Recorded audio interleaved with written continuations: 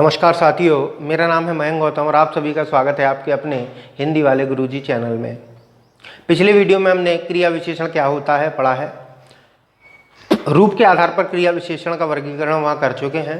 आज का जो हमारा वीडियो है वो अर्थ के आधार पर क्रिया विशेषणों के प्रकार को लेकर है। तो चलिए देखते हैं कि अर्थ के आधार पर क्रिया विशेषण कितने प्रकार के होते हैं। देखिए, परीक्षा में जो क्रिया विशेषण से संबंधित प्रश्न आते हैं वो यहाँ से सर्वाधिक मात्रा में आते हैं। ये पूछा जाता है कि किस प्रकार का क्रिया विशेषण है, तो वो अर्थ के आधार पर ही आपसे अधिकतर पूछा जाता है।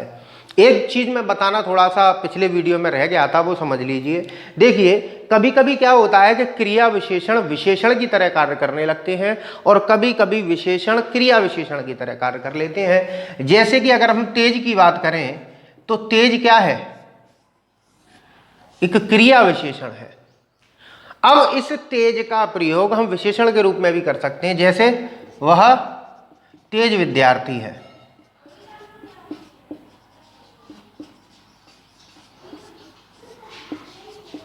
ठीक है। इसी तरीके से विशेषणों का प्रयोग भी हम क्रिया विशेषण के रूप में कर सकते हैं। जैसे अच्छा शब्द क्या है आपका? एक विशेषण है। अच्छा, अच्छी, अच्छे। जैसे वह अच्छा लड़का है, वह अच्छी लड़की है। ठीक है। अब हम इसका प्रयोग क्रिया विशेषण के तौर पर भी कर सकते हैं, जैसे वह अच्छा दौड़ी। अब यहां पर दौड़ने की विशेषता क्या है कि अच्छा दौड़ी, तो अच्छे ने क्या किया कि इस दौड़ने की क्रिया का विशेषता बताई है, तो यहां पर ये क्रिया विशेषण कहलाएगा। उसी प्रकार से ये जो तेज है यहां पर विशेषण कहलाएगा। तो ये समझ लीजिए, कभी कभी क्रिया विशेषण विशेषण के रूप में और कभी कभी विशेषण क्रिया विशेषण के रूप में प्रयोग हो ही जाते हैं। चलिए अब हम बात करते हैं अर्थ के आधार पर क्रिया विशेषणों के प्रकार की। अर्थ के आधार पर क्रिया विशेषण 4 प्रकार के होते हैं: कालवाचक, स्थानवाचक, परिमाणवाचक तथा रीतिवाचक। अब इनके बारे में हम थोड़ा सा समझ लेते हैं। देखिए, पहला है कालवाचक।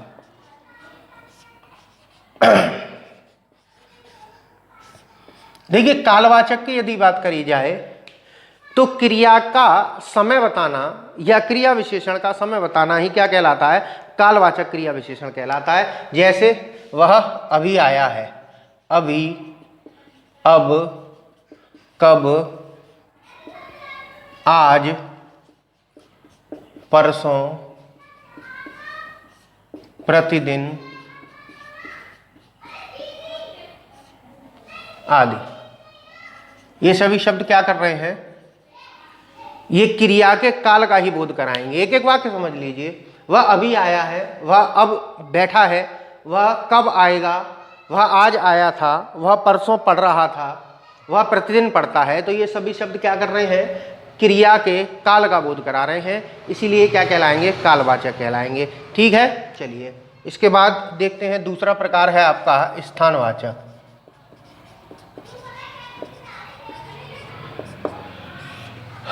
ठीक है।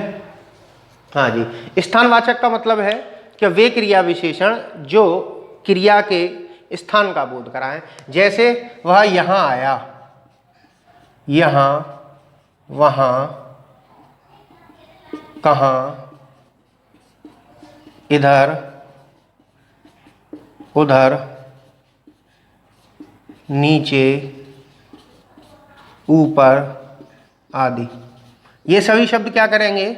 क्रिया के स्थान का बोध कराएंगे। जैसे वह यहाँ बैठा है, वह वहाँ बैठा है, वह कहाँ बैठा है, वह इधर बैठा था, वह उधर बैठा था, वह नीचे चला गया, वह ऊपर चला गया। तो ये सभी शब्द क्या कर रहे हैं? क्रिया के स्थान का बोध करा रहे हैं। अब तीसरा है आपका परिमाणवाचक। चलिए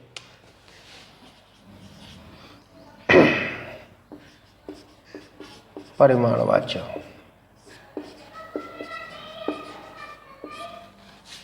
यहाँ वहाँ इसमें देखिए कुछ चीज़ और रह गई ऊपर। पास, दूर, ये भी आएंगे इसी में। पास व दूर, वह पास आ गया, वह दूर चला गया। तो चले जाने की विशेषता क्या है कि दूर। परिमाणवाचक, परिमाणवाचक का मतलब है जो क्रिया की मात्रा का बोध कराए। ठीक है, मात्रा का जो बोध कराए वही क्या कहलाता है? परिमाणवाचक कहलाता है। परिमाणवाचक के कुछ भेद हैं, 5 भेद हैं, देख लेते हैं कौन कौन से हैं। सबसे पहला है इसका अधिकता बोधक।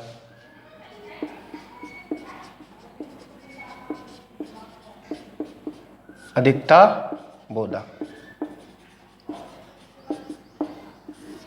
अधिकता बोधक जैसे वह बहुत पढ़ता है, वह बहुत पढ़ता है, वह अति,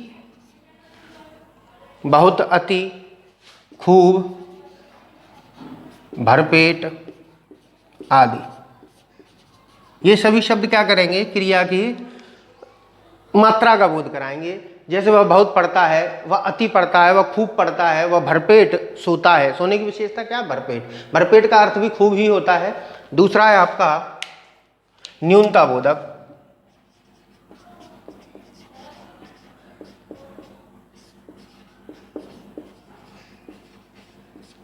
मैंने इसमें अधिक नहीं लिखा, अधिकता बोधक में अधिक भी आएगा एक।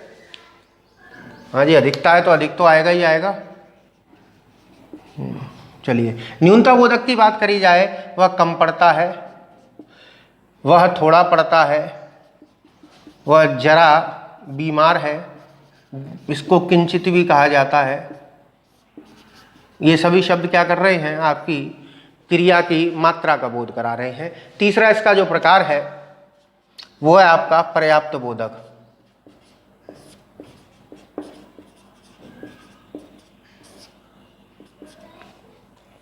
जैसे पर्याप्त, केवल, बस, काफी आदि। ठीक है, वह काफी पढ़ चुका है, वह केवल सोता है, वह बस खाता है। तो ये क्या है, पर्याप्त का बोध करा रहा है। ठीक है, चलिए इसके बाद आपका चौथा इसका प्रकार है तुलना।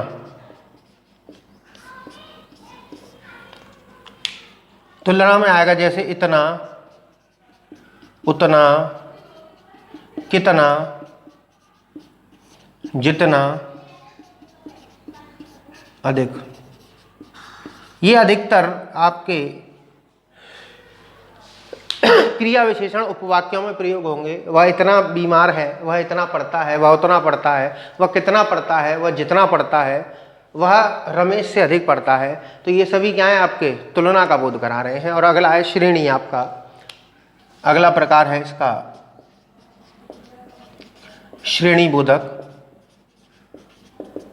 श्रेणी बोधक जैसे क्रम से, क्रमानुसार,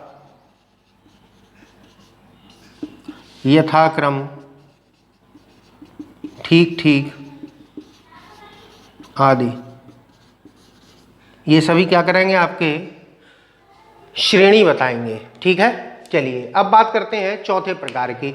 चौथे प्रकार को समझने से पहले आप थोड़ा सा समझिएगा। देखिए, विशेषणों की यदि बात करी जाए तो विशेषणों का सबसे बड़ा प्रकार था गुणवाचक विशेषण।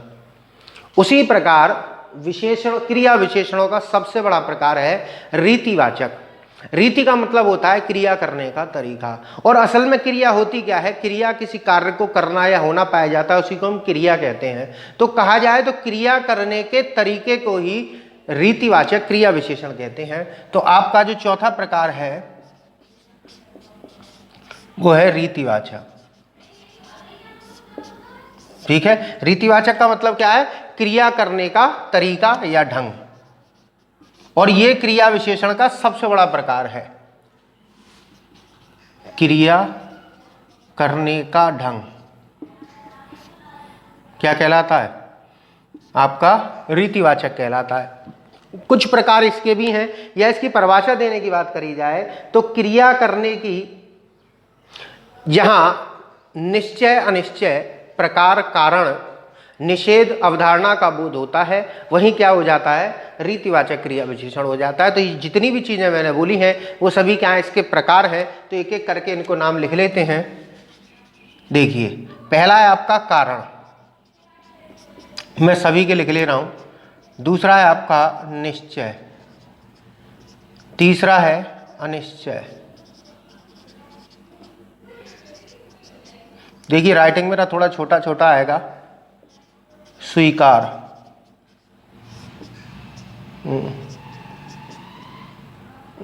निषेध,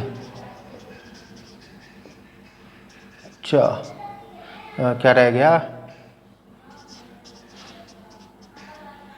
अच्छा, अवधारणा। देखिए, कारण, क्रिया करने के कारण का जहां बोध होता है वहीं क्या हो जाता है, कारणवाचक हो जाता है, रीतिवाचक में। कारण का मतलब जैसे वह दिल्ली क्यों गया, जाने की विशेषता, क्यों करी उसने क्रिया, ठीक है। किस लिए गया, इसलिए गया। और कहीं कहीं पहले प्रयोग होता था काहे। तो ये सभी क्या है, क्रिया करने के कारण का बोध कराते हैं। उसी तरीके से निश्चय का बोध, अर्थात जहां क्रिया के निश्चित होने का बोध हो कि जैसे वह दिल्ली जरूर जाएगा, जरूर, अवश्य, बेशक आदि, ठीक है। वह जरूर जाएगा, वह अवश्य आएगा, वह बेशक पढ़ेगा, ठीक है। तो ये सभी क्या है, क्रिया के निश्चित होने का, कि क्रिया निश्चित तौर पर हो रही है। अनिश्चित का मतलब अगला क्या है, अनिश्चितता, जहां क्रिया के ना किए जाने का बोध हो, जैसे अनिश्चितता शायद, कदाचित, संभवतः आदि। वह शायद पढ़ता है, वह कदाचित आए, वह संभवतः सो रहा हो। तो ये सभी क्या कर रहे हैं, क्रिया की अनिश्चितता का बोध करा रहे हैं। स्वीकार का मतलब क्या है, कि जहां क्रिया के किए जाने के स्वीकारने का, अर्थात निश्चित बोध होता है, वहीं क्या है, स्वीकारात्मक है। जैसे हाँ, जरूर, ठीक, सही आदि, ठीक है। ये क्या है आपका, स्वीकारात्मक है। निषेधात्मक मतलब जहां क्रिया के ना किए जाने का बोध हो। जहां क्रिया के किए जाने का बोध होता है वह स्वीकारात्मक, जहां ना किए जाने का वह निषेधात्मक। जैसे न, मत और नहीं, ठीक है। प्रकारात्मक, प्रकार का मतलब क्रिया करने के प्रकार। देखिए, ये असल में सभी क्रिया करने के प्रकार ही हैं, बाकी जो बच जाते हैं वो प्रकार में चले जाते हैं। जैसे इसके मैं कुछ उदाहरण लिखूं, जैसे कि ऐसे, वैसे, कैसे, यथाशक्ति आदि। इसमें बहुत सारे आ जाएंगे, ऐसे, वैसे, कैसे, यथाशक्ति, इतना, उतना, ये सभी इसी के अंदर आ जाते हैं। अवधारणा की बात करी जाए तो ये जो अवधारणा वाले हैं, ये असल में आपके जो निपात होते हैं उनके अंतर्गत भी आते हैं। तो ये अवधारणा वाले, अगर आपके ऑप्शन में अवधारणा वो क्रिया विशेषण ना दिया हो तब इनको निपात मानना है, और यदि निपात ऑप्शन में ना दिया हो तो इनको क्रिया विशेषण मानना है। जैसे कि कहा जाए तो, भी, भर, मात्र, तक आदि।